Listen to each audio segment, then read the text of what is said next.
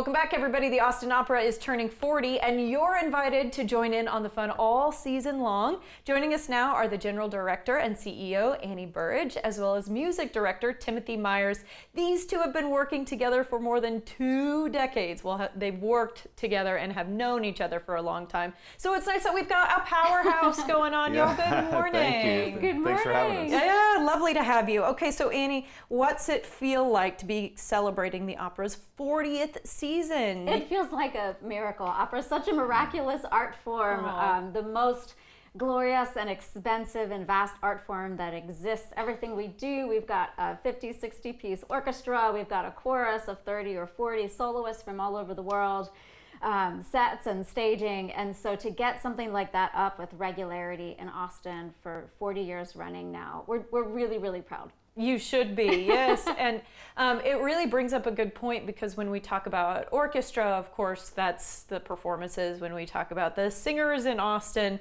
it's the singing. You guys have a lot on your plates when you're telling stories and having to coordinate so many people together. So Tim, all right, the anniversary season kicks off this weekend with Celebrate Opera, a spectacular birthday concert. Wonderful name.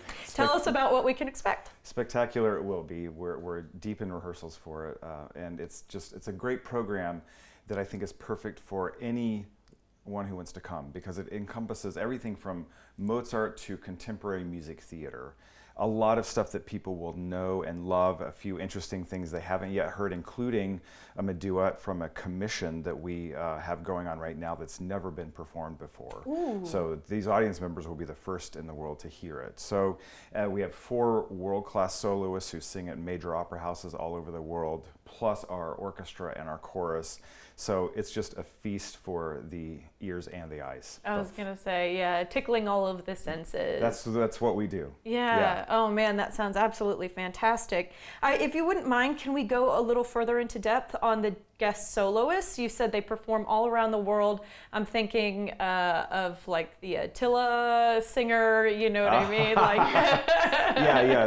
There's nobody wearing a helmet with horns. Okay, I was wondering. But no, what's great is these people, Leah Crocetto, for example, who's the soprano soloist this weekend.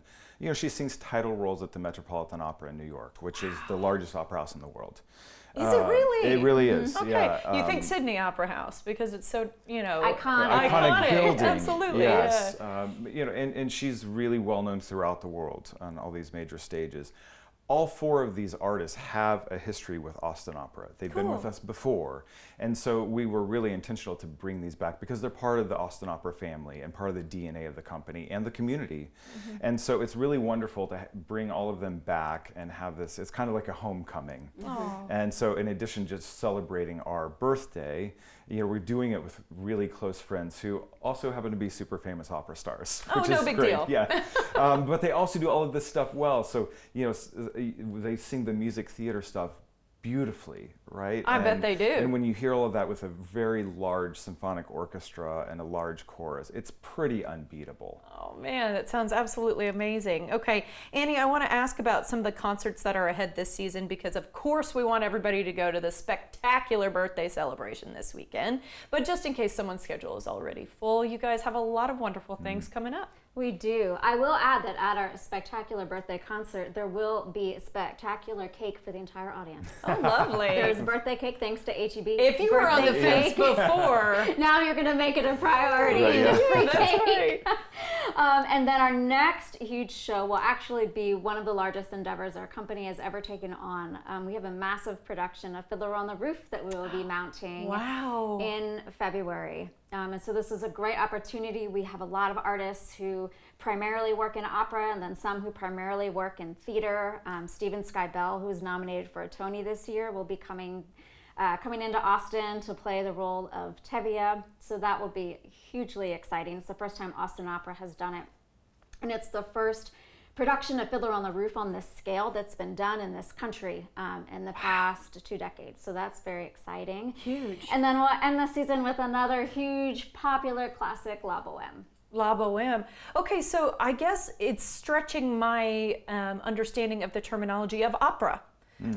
Because Fiddler on the Roof, I certainly think of as a musical. It I is think a of musical, a Broadway thing you see on the Yeah. stage. So what made you pick something like that? It is a musical. However, it's rare that you can perform a piece like that these days with an orchestra of 50, right? Typically on Broadway, you've got maybe an orchestra of 9 or 10 in the pit, maybe an ensemble of 20, What? as opposed to 50 plus. The scale of production that an opera company has to offer. So musical theater and opera have much in common. We have many of the same skill sets, but yes, an opera company is allowed to perform opera adjacent repertoire. Oh, okay, that's good to know. And I know it's your vision, it's you doing a lot of the choosing. How are we going to find these wonderful things to bring to the audience? So if you want to comment on that, Tim, I just wanted to open the floor. Yeah, well, we program very much in tandem. It's a very much a collaboration.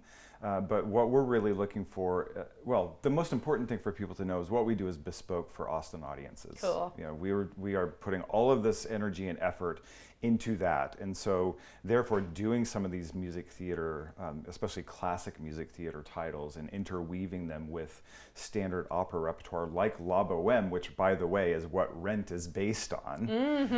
So that tells you a little bit of the linkage of these two genres. But we are really custom curating for our audience here in Austin. These are not productions that tour and come off of a bus and truck and set up and then leave town 2 days later.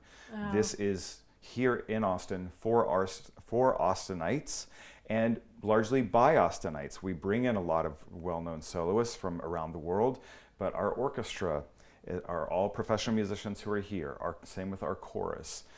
So bringing all of those forces together is really, really wonderful and is something that is specific and special for Austin and to Austin. When I think about live music capital of the world, opera is not necessarily the first thing that comes to mind, but it is now. Yeah. Thanks to you Yeah, guys. And congratulations. Happy birthday. Thank you very much. All right, Thank guys, you. for more information, visit austinopera.org or follow them on social media at Austin Opera.